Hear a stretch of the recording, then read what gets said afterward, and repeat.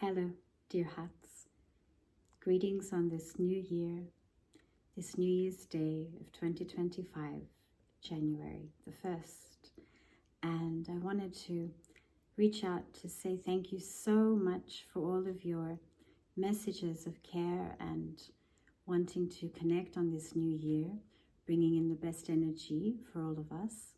I've received all of your care and good wishes, and I'd like to send that all back by wishing us all quite a light-bearing, clarity-bringing, empowering 2025 that is a fearless year, courageous year, so that we can further know ourselves and therefore be able to have space, enough space to carry all this universe within us and be so aware of it within us, so that we can have so many degrees of care, love, tenderness, affection for ourselves and all living things.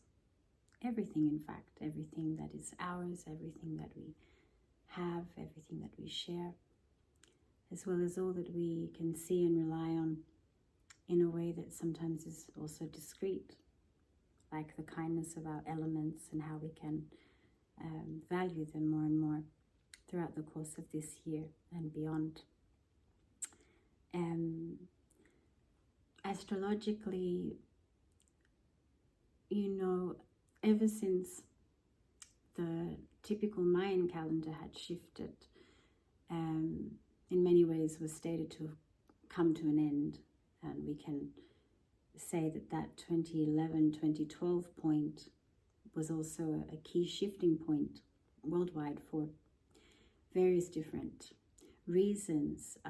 If we look at it in traditional Western astrology, there was quite a stopping point of so much that we have all witnessed on an energetic level, coming from the influences of our planets and stars and the solar and lunar energy and so forth.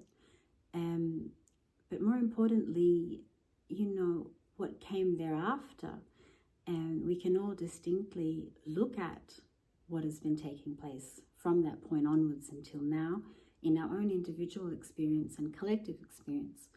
When I look at my personal experience, I can see that everything was harder to actually work through. It was almost like that sensation when you're in mud and everything just moves slower, as opposed to when you're not. And it felt as if I wasn't able to move through the energies and the currents as quickly as I was prior to that, to be able to relate to reality and the energies at play in a productive way. A lot felt, if not stagnant, swampy, right? And then there was so much strengthening that came in 2012, which is a natural process when things go through their birthing, living and dying. So 2011 entering 2012 was definitely a portal of renewal, coming out of something very large, coming to an end, and then stepping into an energetic portal of renewal. However, that was a climb towards 2020 astrologically, and I've talked about this on several accounts. I will keep a link below that you can click on regarding the 2020 climax that I had written about since 2014 approximately, and you can read all the different snippets that are also tied up with Uranus and Taurus, which now we're actually at the final phase of that. That's a 7-year or so cycle, and Uranus is about to enter Gemini as well, give us a taste of that in 2025. And then, we will have glimpses of more than just one planet and its major shift this year, which I'll talk about in a moment. But back to this climb to 2020, in terms of what we have to learn and work through, 2011 was clearing out a very old system, an old way that could have been happening collectively for infinite timelines. You know, we can't be sure of just how grand or small the actual timeline was. But in astrological language, you know, leading up to 2020, from 2011, if you look at the eclipses and I guess their impact and the language of the eclipses, which is very much about just how many eclipses take place each year, in what signs, at what degree, you know, what their aspects are, and that's a language. And from that moment until the massive 2026 eclipses in 1 year portal, you know, there was already this, I guess, instigation of, you know, awareness and preparing for that, because there was a climb, and I was calling it the Capricornian climax because of the planetary alignments that took place in 2020, and the similarities to those alignments was identical to what was going on in the World War times. So, you know, that we can't say, you know, history will repeat itself in an identical manner, but with the language of the planets and understanding it through the Western astrological system, it was clear that there will be some form of repetition, if not exactly the same, close enough. So the theme will carry through from what was going on around the World War times, and especially around the time of the financial meltdown and all the different economical systems and how they were being restructured during the time of the war, World War. So, you know, having Uranus also shift into Taurus, that was saying a lot for us collectively. And that happened prior to 2020. But obviously, you know, 2020 carried that message through, and how that was linking up to the Capricornian theme also had a lot to talk about, you know, the more earthly, materialistic plane of what we were all going to face and go through. And I went really into so much detail about the losses and the gains and who and what will be affected. And like I said, the writings were from 2014 onward, and I put it all together into one write-up so you could see all the different bits of information that were being discussed that would be useful about 2020 over those years leading up to it that I had expressed and talked about it, also of course publicly on online platforms and so on. So you can read through that link. It doesn't take that long to read through. It's about a 10 or so minute read, but it's worth reading a few times. Now, that 2011 energy leading us up to, you know, 2020, where there was, in that whole period, in that whole 9-year period, there was a, you could say, a preparatory energy for the major climax of what this massive final teaching of the Capricornian theme was going to give us. As you know, Pluto recently shifting into Aquarius, which is an outer planet, very far out planet, but also, you know, an outer planet meaning collectively potent. You know, it impacts the generations ahead of us, the generations before us, this generation. So it's generational, and it has that impact. And you know, Pluto is intense, and if we look at it based on, you know, the mythological pantheon of ancient Greece, it's Hades. So Pluto being Latin for the god of the underworld, and Hades being the god of the underworld in the ancient Greek system. So, you know, what lies beneath, you know, Pluto becoming, of course, later on the ruler of Scorpio, and Plutonian energy having already, you know, that final degree of Capricorn taking place, getting ready for the shift into Aquarius, had a lot to talk about what was taking place in 2020 as well. And then with Uranus shifting just a bit before 2020 into Taurus, and just the general alignments that were happening, where the Capricornian teaching was massive, and that's the materialistic plane, right?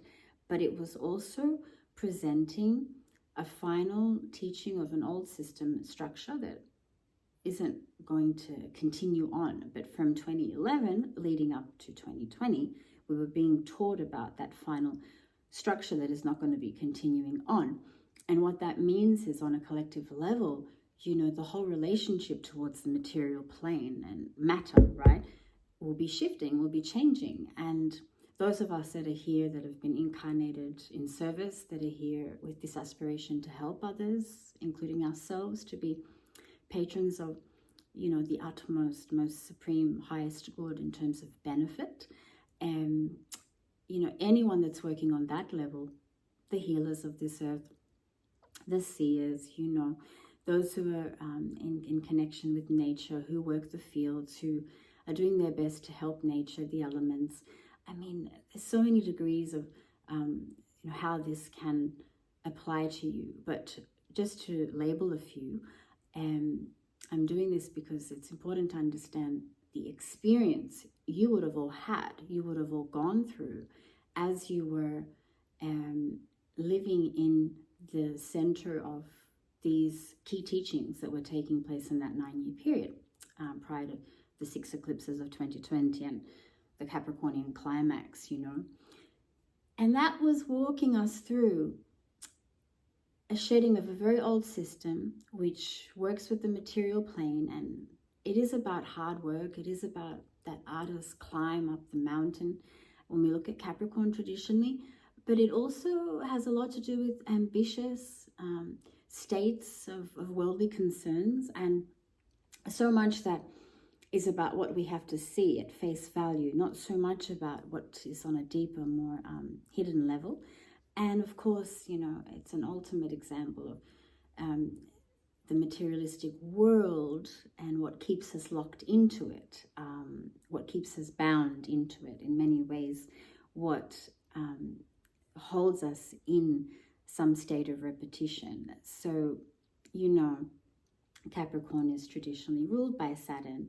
Saturn is time. If we look at astrology, it's also our debts, what we owe, and the calculator of I guess, what we must give back and what we have to go through in terms of the journey of this being of ours.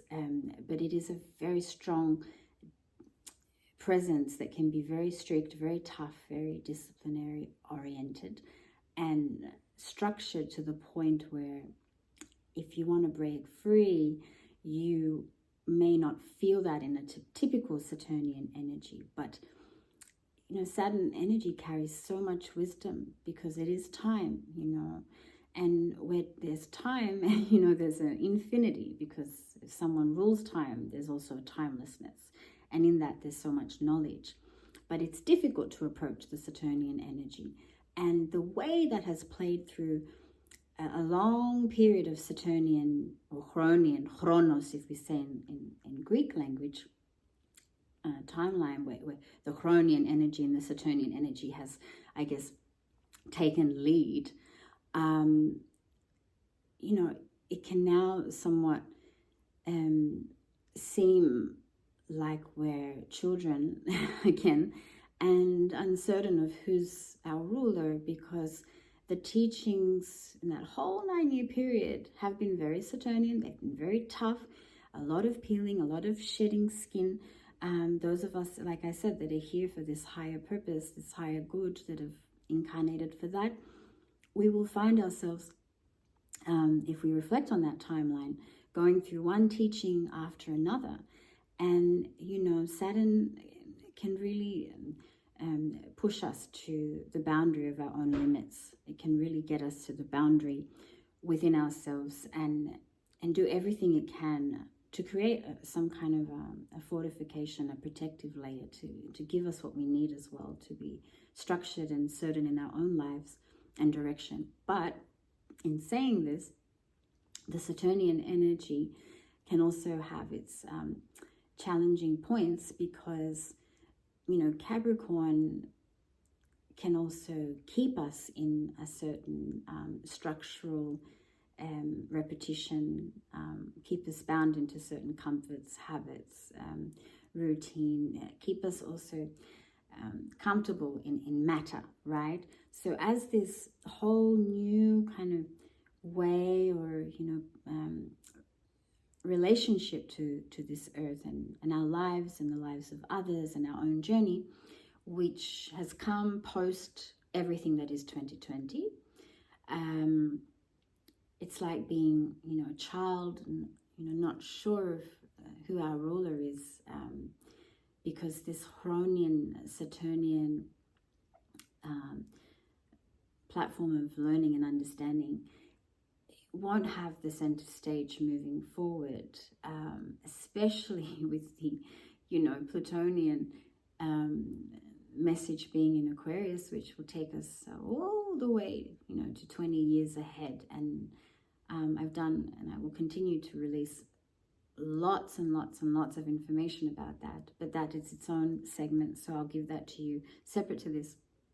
But Pluto in Aquarius isn't at all something where we can sit comfortably, because it's shockingly alive, and in simple words, it's moving all the time. Aquarian energy ruled by Uranus. Seeing Pluto there in Aquarius, which won't ever happen again in our lifetime, obviously, doesn't leave anyone in a state of ease, because Aquarian energy likes to surprise, it likes to be radical, it likes to change, like electricity, like the patterns of lightning. It doesn't want to be in any way predictable. And how this works in a generational way and in a collective way is a massive teaching on its own, because there's always going to be the basic as well as degenerate understanding, the level of being able to relate to a teaching, that level, which is a human level of understanding. And then there's this very exalted level of understanding, which is what we should aim towards when we're looking at the teachings of the planets and our stars and so on. So everything comes with its risks and benefits and difficulties and, darker points versus, what can be of high benefit. And Pluto in Aquarius, in a very exaggerated way, has the two sides to the coin, because we're talking about such futuristic influences that will shock and surprise what it means to be human. And there are so many ways of expressing this, and that's why it's better to ask for the actual Pluto in Aquarius talks, because then you'll get the in-depth understanding, the deep dive.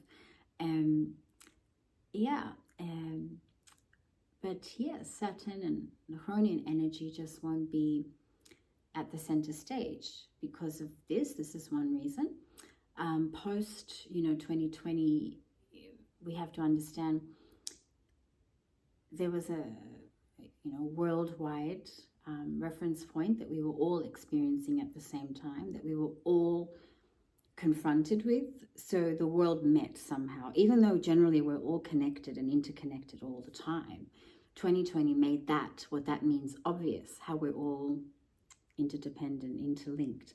And that teaching that, mind you, as I've said many times, is a teaching that has happened already, that has been taught, in an incredible way 2,600 years ago, the teaching on interconnectedness, interdependence, which came from Gautama Siddhartha. So, having that truth teaching somehow reach the collective in 2020, I find it's no coincidence, because so many great sages of the past, known and unknown, have definitely taught about this. And it's one of the key teachings, because if we can't relate to everything as interlinked, interconnected, how we're all bonded in some way, then we're singling out our existence as something singular that doesn't depend on or relate to anything else. It doesn't, have a need for anything else, or doesn't impact anything else. And that is one of the greatest deceptions. And sadly, the modern world encourages us to think that there's a singularity, when in fact it's one of the greatest lies. So this teaching in 2020 was a leveling out. As hard as it was, as challenging as it was, you know, it was there, it was happening. And, you know, when these global, if not universal, points of reference happen that are all affecting us at the same time, like we're all being affected by the sun rising and the sun setting every day, correct? We're all being affected by the moon rising and the moon setting every day. But we don't understand that we're all linked to that experience. We're all in union with that experience. And because I guess we take it for granted, we see it there, it's happening, but do we really understand how valuable it is, what that does for our functionality on a daily basis, for example? Then these massive global teachings take place, whether they're, you know, somehow made that way because someone's orchestrated them, or whether it's spontaneous and it's just happened that way, or whether it's a bit of both. It doesn't matter how many conspiracies or factual information you can throw at me.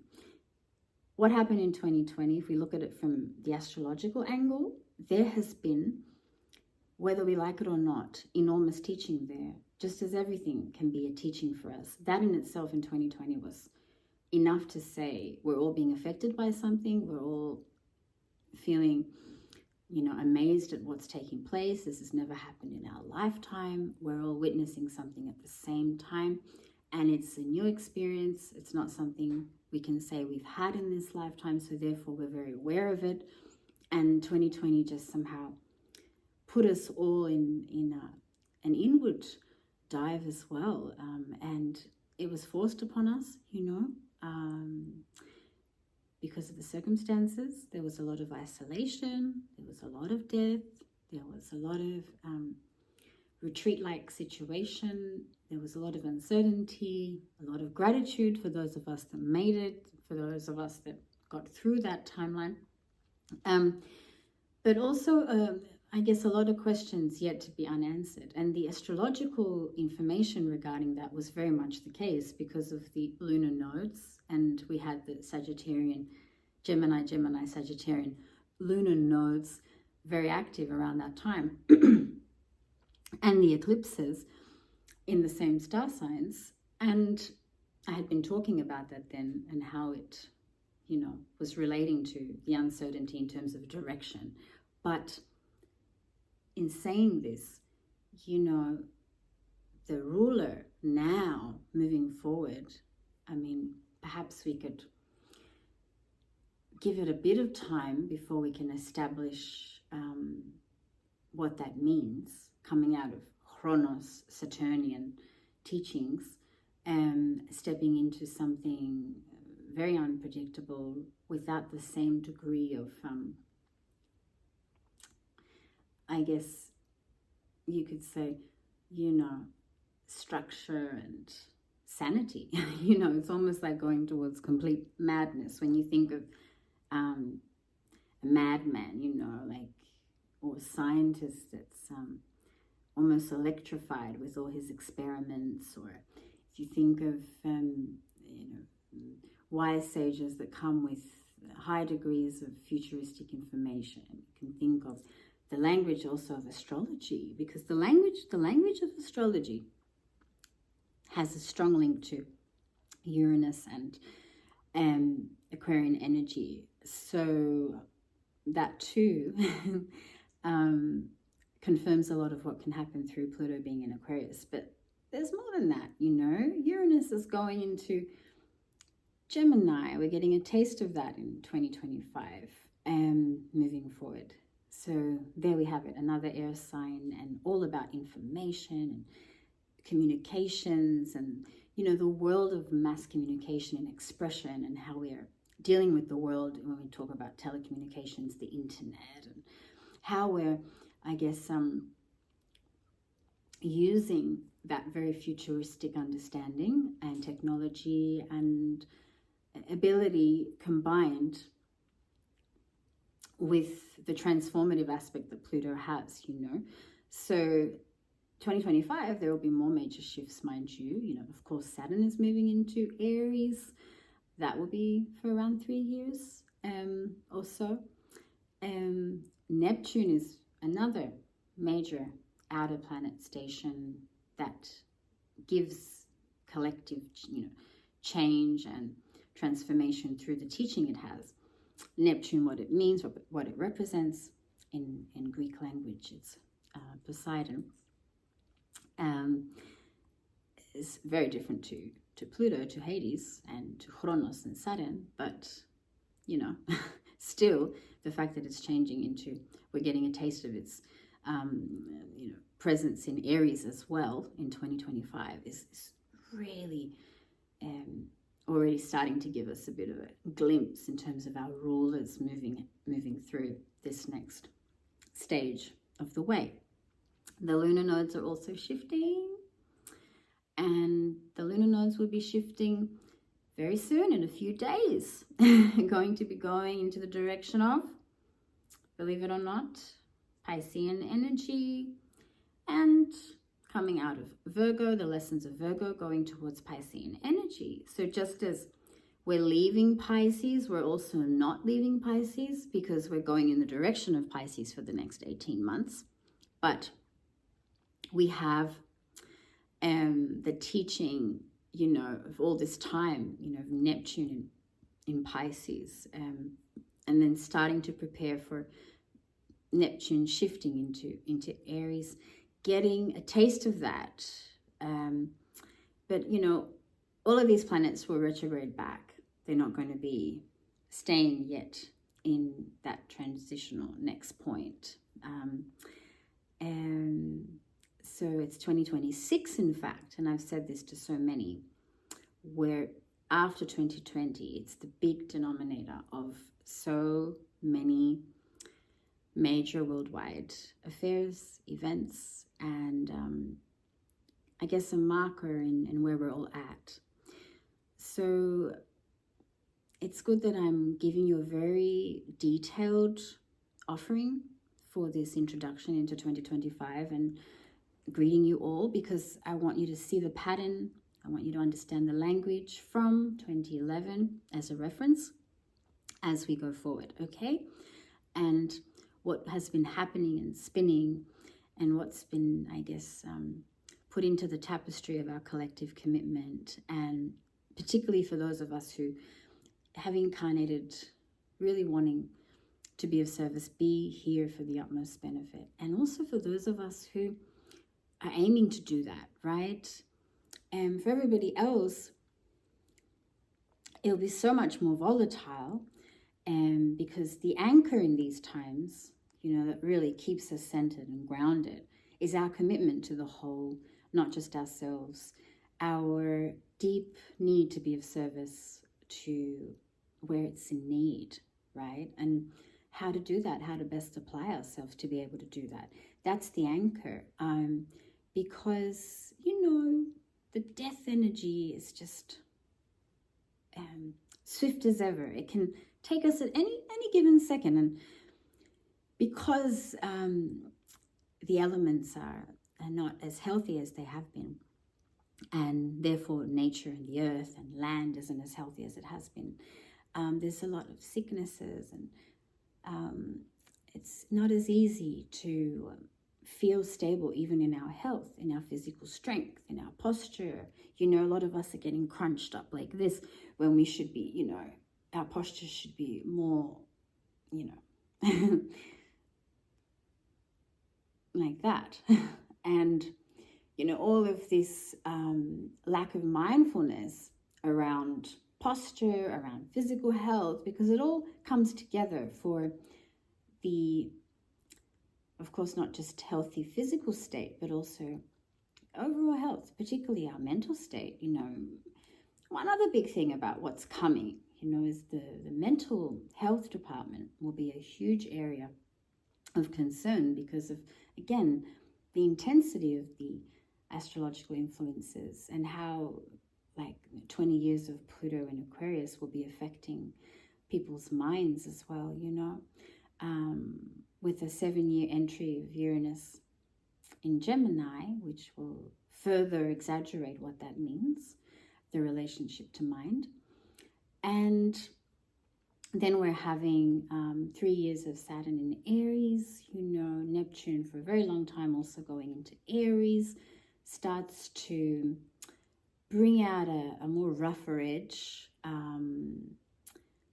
than the typical flavor of, you know, Piscean energy, which is where it's been, which has a softer texture. And Neptune in Aries, you know, it's not like Neptune in Pisces, wherein Neptune in Pisces is at home because Neptune rules Pisces. Neptune in Aries is not at all like that. It brings out something more dark. And I will also get into that specifically in my Neptune in Aries talks. And, you know, of course, there'll be a lot to share about Uranus in Gemini too. But it's the last messages, you know, of what's going on now with the planetary teachings before these shifts happen. And the nodal shift is already massive. We've just had 18 months of directional, going in the direction of Aries, right? And coming out of the teaching of Libra.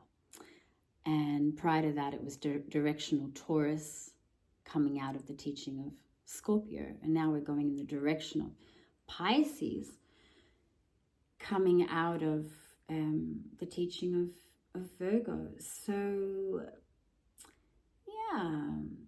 Then, you know, in 18 months, it will be directional Aquarius, where it will meet Pluto in Aquarius, coming out of the teachings of Leo.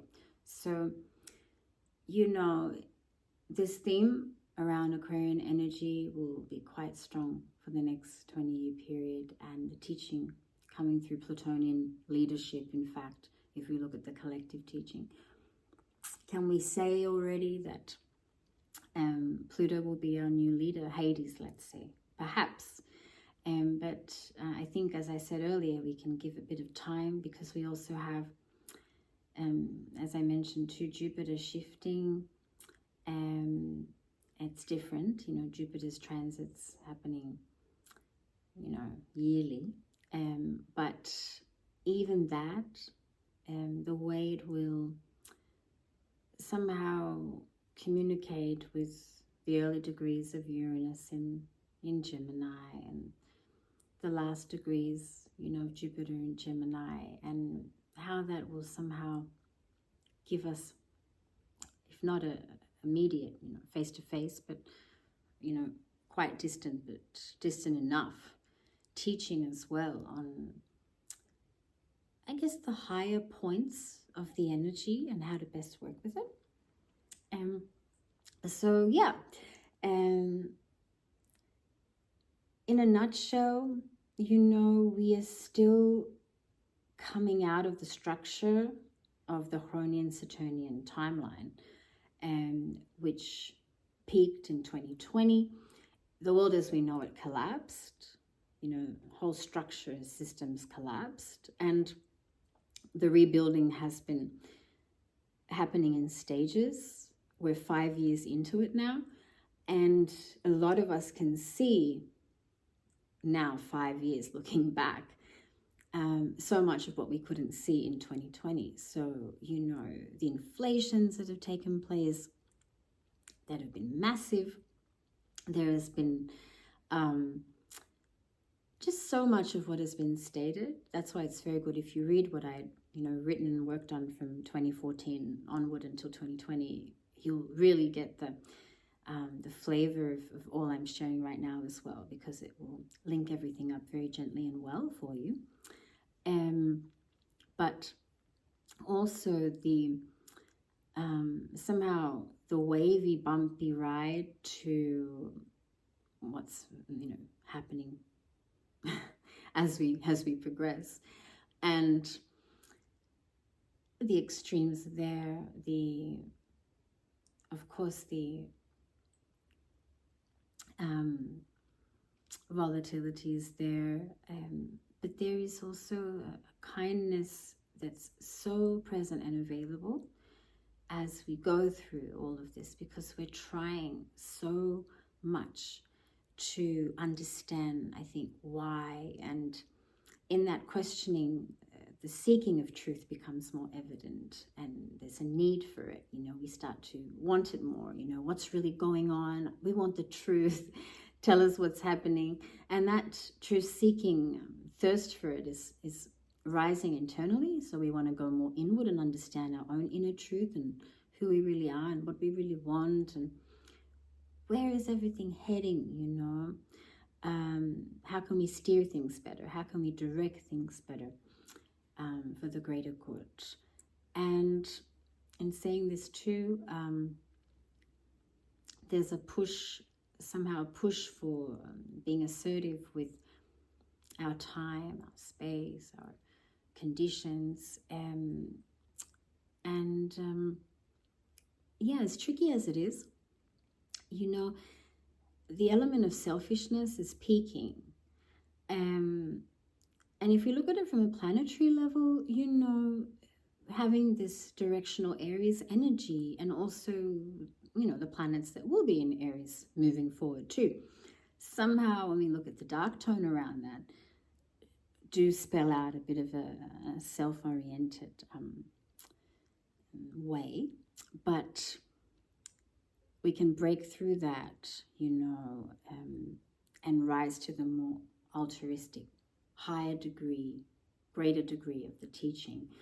And that's the leadership that can happen. And, finding, if not the best leaders, really great leaders that can help steer things and navigate things for us globally. Because it's Aries energy, just as everything written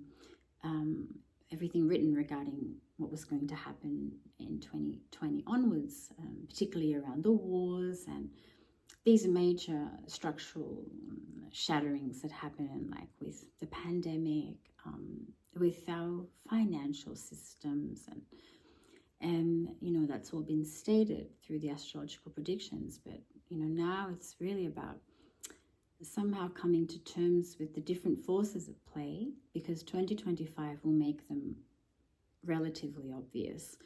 And it's not just how it seems. It's not at all that way. A lot of shocking and surprising elements coming into the mix.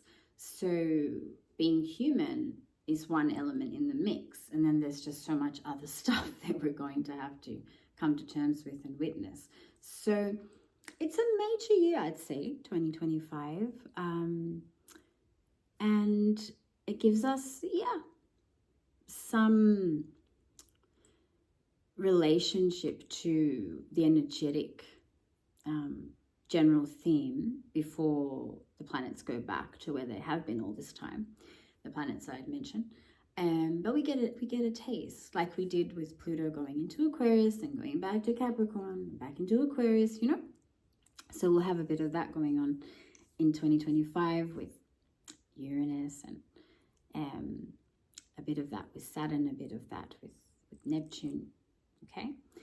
And various other retrogrades. 4 key eclipses in 2025.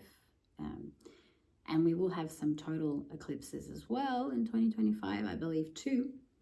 So that also is part of the language of eclipses, and what that spells out is a potency, but where that will fall and in what star sign and what degree and so on and so forth, again, tells us a message. And is it a total lunar eclipse? Is it a total solar eclipse, right?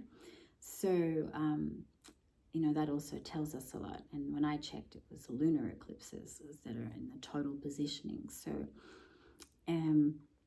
of course, we'll go into all of that too, specifically as those moments arrive. We will still have a flavor of the ecliptic energy on the Aries, Libra, Aries axis, but it will take the reins in Virgo, Pisces, Pisces, Virgo, without any doubt this 2025. So every single sign of the zodiac will be feeling the effects, will be impacted, will be feeling the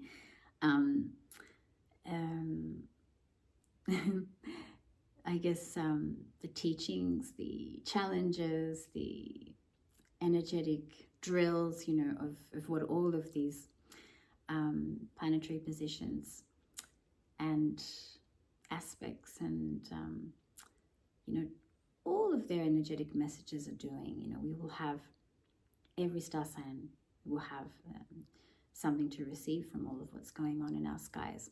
So, you know, we have to take our entire charts into consideration when we're looking at 2025. And it is good. It's a really good time to want to receive forecasts for the next year ahead or 18 months ahead, because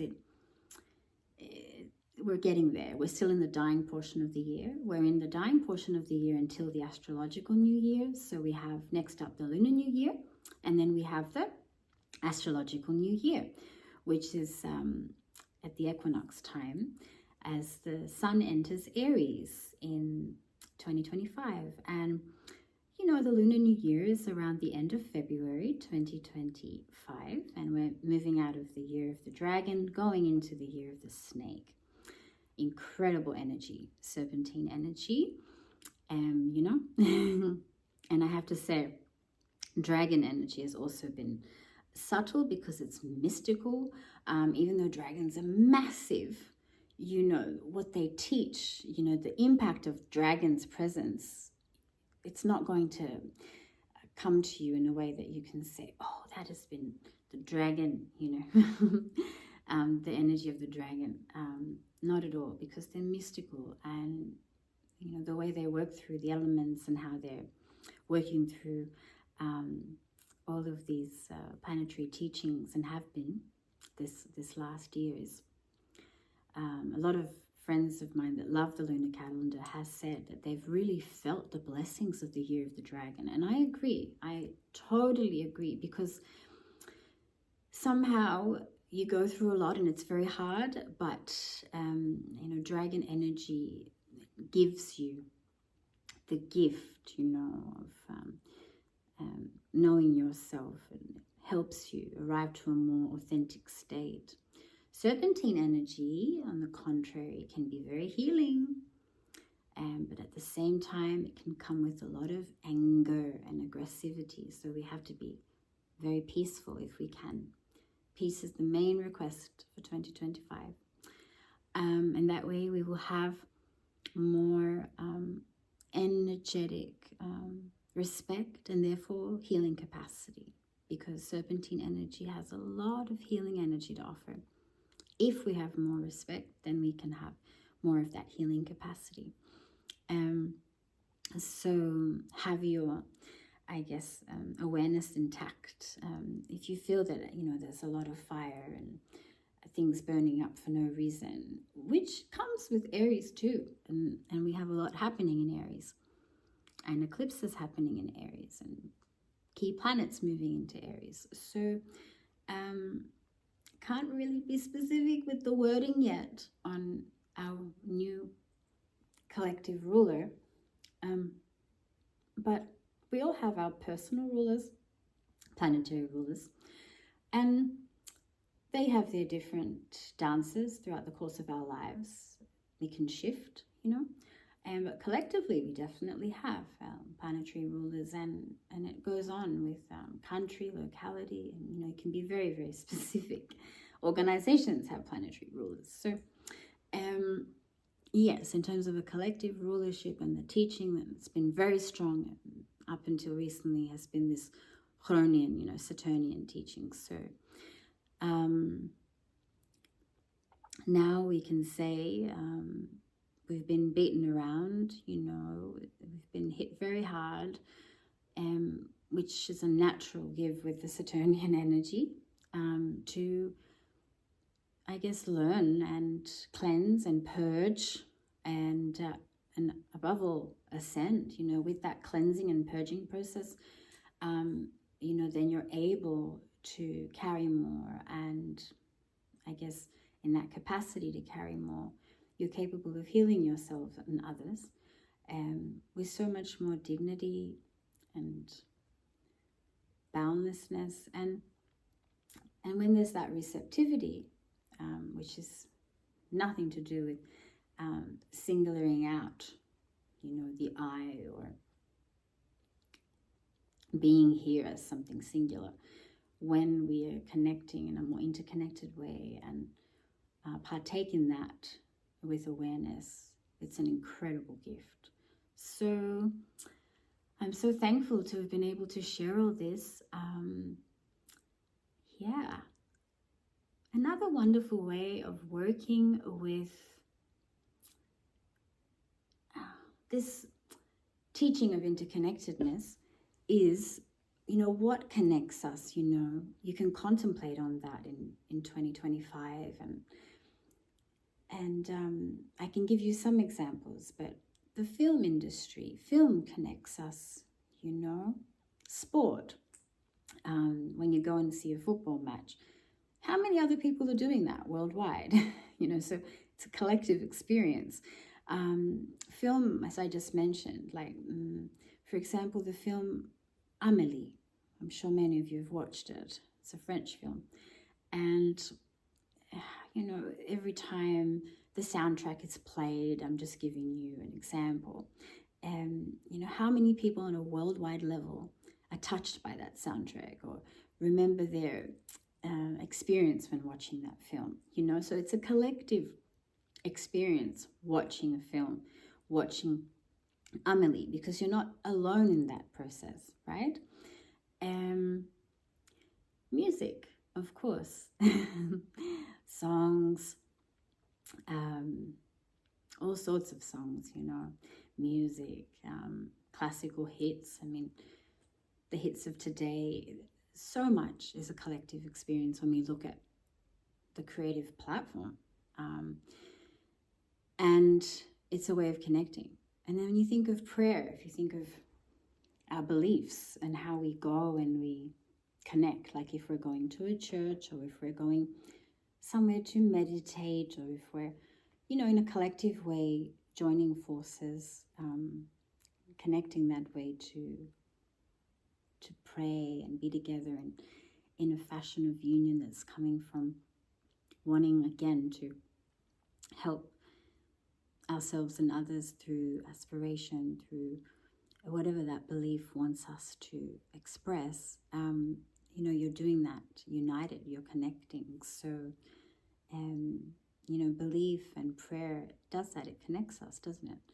And there are so many other examples, but I wanted to mention all of these because when we're connecting with any of these, you know, we have to know that we're also connecting with so many others who have also linked up with what you're doing. A funny example is food. And, you know, there are some foods or drinks that we all know about and we're all, you know, enjoying from time to time. So there's a collective connection. And when I mention sport, like football, it's actually really serious because there's so many people watching. And then, you know, you're all focusing on that ball and what it's doing on the screen, and you're all focusing on that at the same time. You know, it's an impactful moment because you're all in that same concentration. Now imagine if all of you were doing that, thinking about peace and generating kind heart for the whole world, those millions of people, let's say. That'd be incredible, right? So it's good to just understand how there was, in ancient times, a lot of emphasis on, you know, collective understanding, of course, because it's a truth teaching interconnectedness. So, you know, when people gathered to do things with an intention, they were very aware on its capacity because that's where the truth is. So if you're doing things with the right intention, everybody else who's linked to you, you know, will naturally receive the benefits of that very incredible intention. and goodness. So yeah. So 2025, everyone. So grateful for all your love and wishes, and so much to talk about astrologically. I mean, you know, it's a whole book for each thing going on this year. But one last little revelation is, you know, all of this progressive work we had towards 2020, coming out of 2011, the ending of a very old way and world, if not universe, and then clearing so much from 2011 until 2020 in order for us to prepare for the final collapse of a structure that had to be seen before it was dismantled collectively. And then, you know, getting into a role that has more of an understanding of a leveling out of all different types of degrees of, you know, we're human and what that means as one element in the mix, how that can be worked with in the best possible way for the greater good. And, you know, moving forward, we're like children learning who our new ruler is. But when we say ruler, we're talking about planetary influence, key influence as a collective, right? But then having at the same time the desire, the wish, the aspiration to go beyond that, to be able to break out of even that which is all that binds us, which includes the astrological influences. And that's why astrology is an incredible medium, because the language of astrology can break us free. It can show us the map, how we can somehow know ourselves better and go towards breaking free of that which binds us, which keeps us in cyclic repetition. And through that study, through understanding a bit of that starlit imprint, personal and collective, we have a means towards, I think, really being a truth seeker.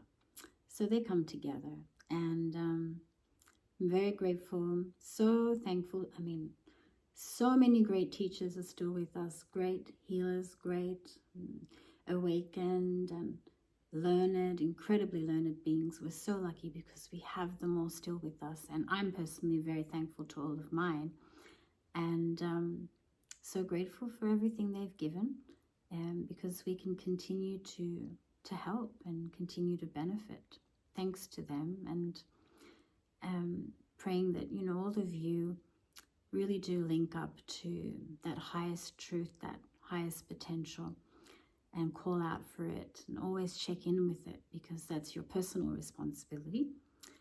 And if you're watching this, it means that you have everything in your capacity to do it, and always strive for that, you know, genuine heart. So thank you